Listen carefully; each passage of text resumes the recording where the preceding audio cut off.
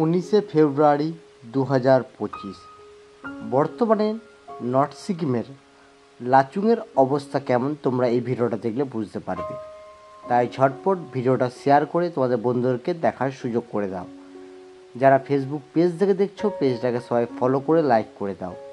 যদি YouTube channel থেকে ভিডিওটা দেখে থাকো তাহলে চ্যানেলটাকে সাবস্ক্রাইব করে পাশে থাকা বেল আইকনটাকে প্রেস করে দাও।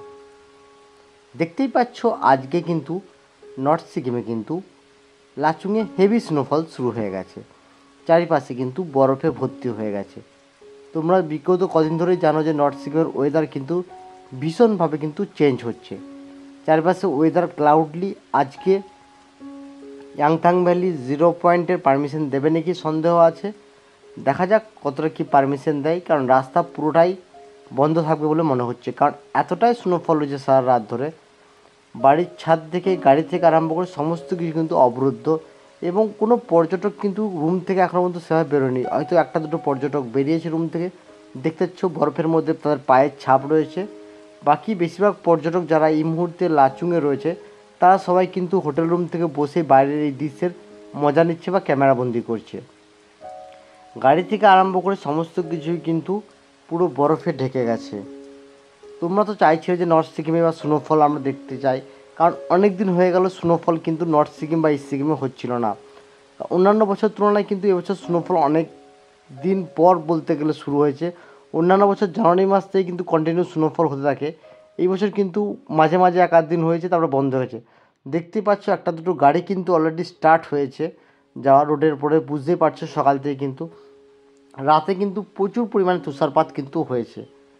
চলো তোমাদেরকে সামনে থেকেও ঘুরিয়ে আনছি, সামনের ভিউটাও দেখে আনছি। দেখতেই পাচ্ছ যে চারিদিকটা কিন্তু পুরো কী বলবো অন্ধকার টাইপের একটা ভাব রয়েছে, এবং শুধু এখনও কিন্তু স্নোফল হালকা হালকা পড়ছে, না পড়া নয়, স্নোফল কিন্তু বন্ধ হয়নি। দেখতেই পাচ্ছ তোমরা, হয়তো ক্যামেরাতে দেখেও তোমরা বুঝতে পারবে যে স্নোফল কিন্তু লাগাতার কন্টিনিউ হচ্ছে। ফলে আজকে কিন্তু রাস্তা বিশেষ করে 0 পয়েন্ট এবং ইয়াংথাং ভ্যালির রাস্তা আশা করি বন্ধ থাকবে। যদি ওপেন থাকে সেক্ষেত্রে তোমাদেরকে চেষ্টা করব সেটারও আপডেট ভিডিও দেওয়ার। এবং দেখা যাক, দেখো চারিপাশটার ওয়েদারটা কতটা সুন্দর।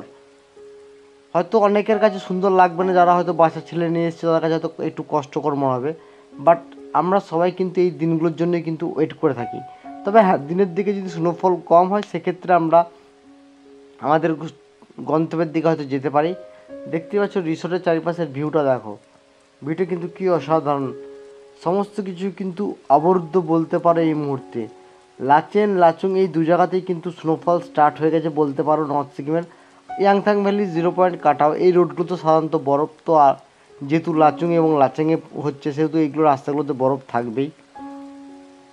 তো ভিডিওটা তোমাদের কেমন লাগছে প্লিজ সবাই একটু কমেন্ট করে জানিও। আর তোমরা কারা কখন নর্থ সিকিম বা ইস্ট সিকিম আসতে চাইছো প্লিজ তোমরা তোমাদের প্ল্যান মতন আসো। আশা করি তোমরা নর্থ সিকিমের মজা নিতে পারবে। এবং নর্থ সিকিমে কিন্তু এখন স্নোফল যেহেতু শুরু হয়েছে, কতদিন স্নোফল হবে কি না হবে নর্থ সিকিমের আপ টু ডেট ভিডিও কিন্তু তোমরা এই চ্যানেলে পেয়ে যাবে। ফেব্রুয়ারি মাসের 19 তারিখ বুঝতেই পারছো, এরপর কিন্তু কন্টিনিউ স্নোফল হতে থাকবে। ওয়েদার খারাপ বলা চলবে না, বাট কি বলবো, সকাল সকাল সমস্ত কিছুই কিন্তু অবরুদ্ধ বলতে পারো।